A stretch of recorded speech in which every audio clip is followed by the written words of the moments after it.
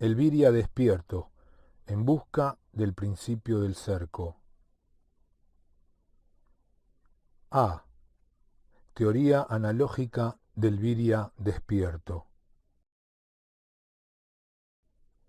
En la segunda parte se explicará en detalle el modo como un Viria perdido puede transformarse en Viria despierto, modo que consiste básicamente en una actitud del yo perdido denominada graciosa luciférica. Aquí vamos a explicar analógicamente qué se espera obtener con tal actitud y nos referiremos para ello al esquema de la figura 29. La línea cóncava AB representa al símbolo del origen. Sobre él se refleja el yo infinito. Pero según vimos en I, existe una hipóstasis del yo infinito llamada yo perdido que se identifica y confunde con el sujeto consciente, conformando la persona del pasú. Esta hipóstasis, el yo perdido, no puede estar en otro lugar de la figura que directamente sobre la línea AB. A este yo perdido, sustancial y temporalizado, es al que se busca trascender por medio de la actitud graciosa luciférica. Buscando que el yo despierto, insustancial y atemporal, que es un puro reflejo del yo infinito, vale decir, del Espíritu Eterno. ¿Y a dónde puede ser representado en la figura 29 el yo despierto? Para hallar la respuesta debemos advertir, ante todo, que por su carácter insustancial, el yo perdido no puede estar en la esfera de conciencia, pues la misma es íntegramente energética, es decir, sustancial. Convengamos entonces que el yo despierto se encuentra fuera de la esfera de conciencia, en un punto llamado Selbst.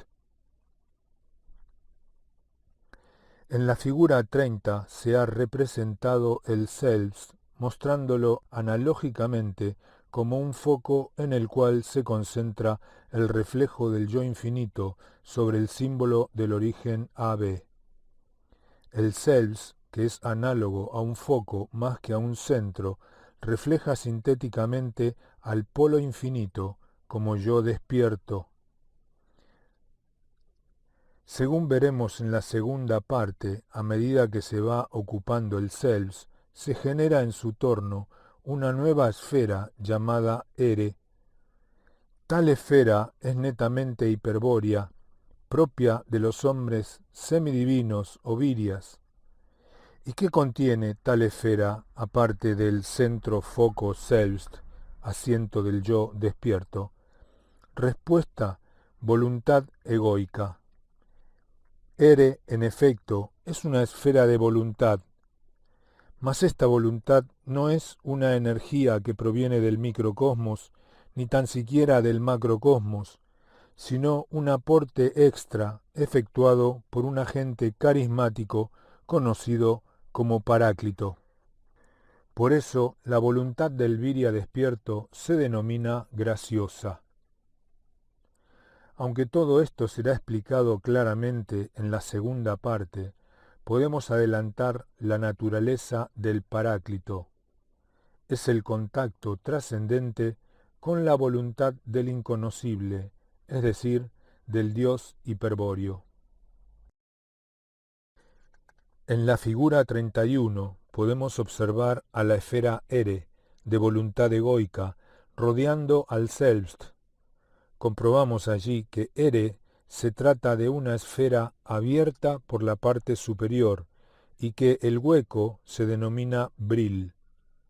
Tal como veremos al estudiar la teoría del Sida Berserkir, el Brill es el último paso que le queda por dar al espíritu encadenado antes de obtener la definitiva liberación.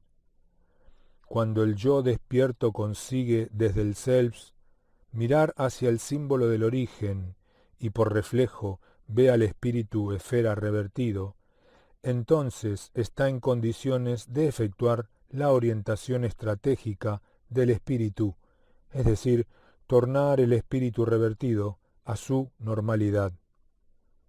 Puede así transmutarse en sida inmortal empleando el poder del Vril. Por último, es claro ahora que, debido a la dualidad esencial alma-espíritu, en el Virya existen dos núcleos de sí mismo. Uno es el esquema de sí mismo animado por el sujeto consciente, cuya esencia es temporal, y otro es el Selbst, animado por el yo despierto, un sujeto atemporal. El sujeto consciente revela al alma transmigrante e inmortal la conciencia de sí mismo en el microcosmos. El yo despierto revela al espíritu eterno la gnosis del Selbst en el microcosmos. B. Estructura psíquica del Virya despierto.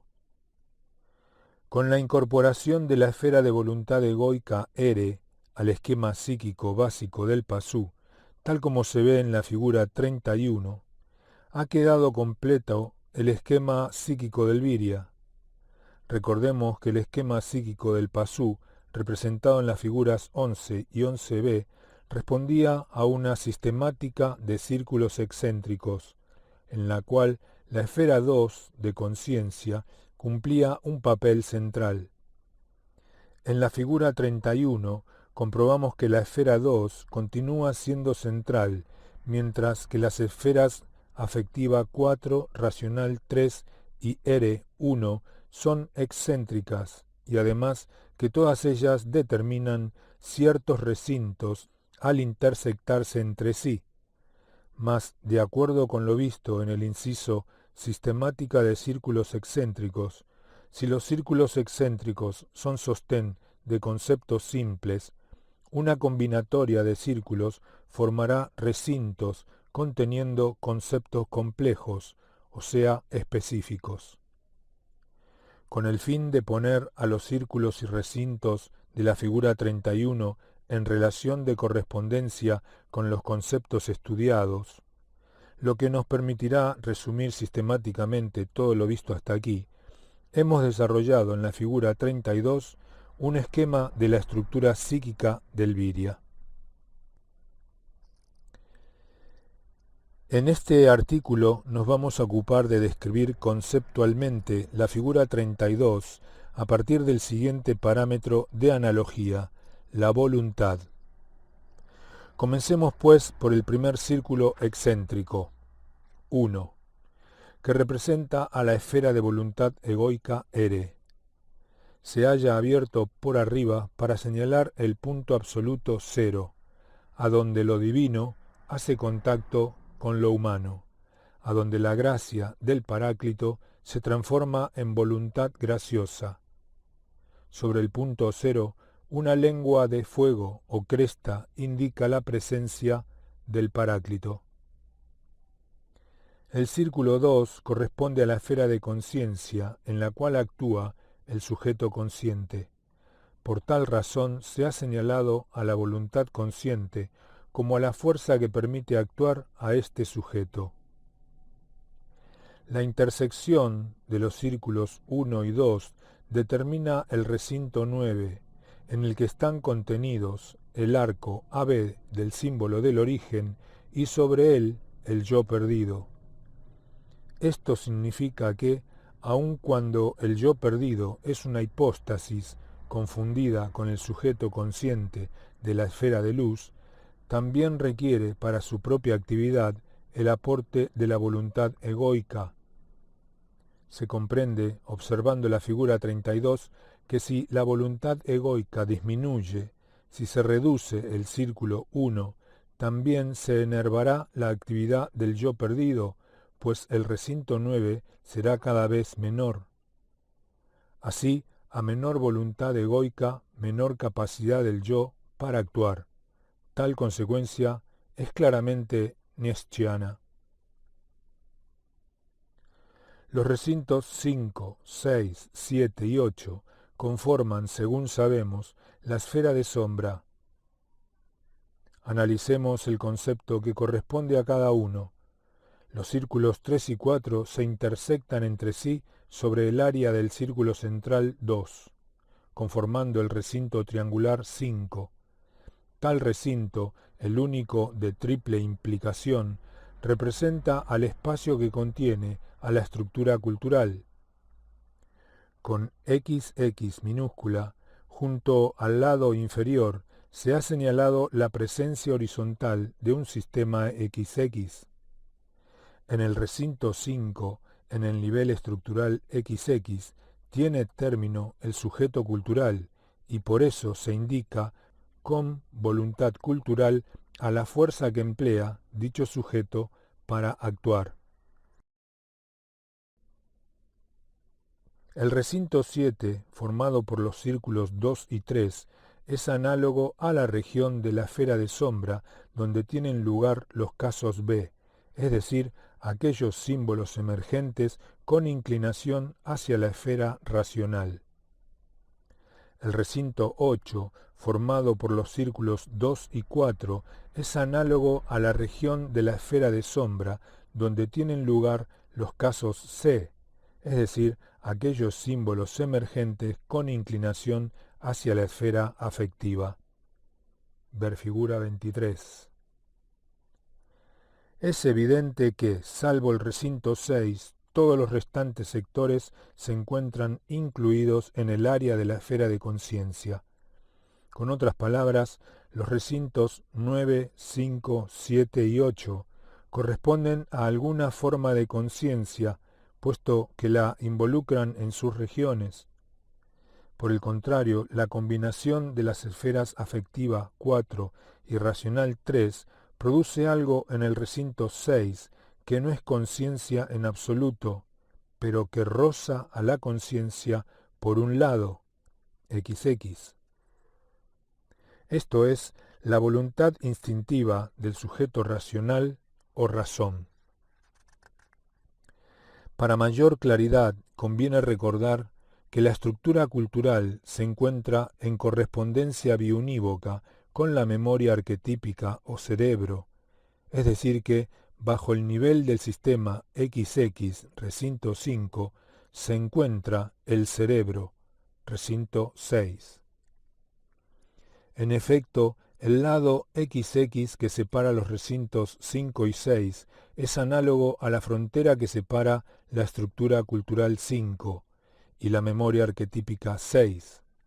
Entonces, en el recinto 6 tiene su término el sujeto racional o razón, el cual actúa por medio de la voluntad instintiva. Esta voluntad, apuntada hacia lo orgánico, hacia la vida, hacia el mundo, es la fuerza que emplea la razón para interpretar los designios de los entes y actualizar sus esquemas en el recinto 5.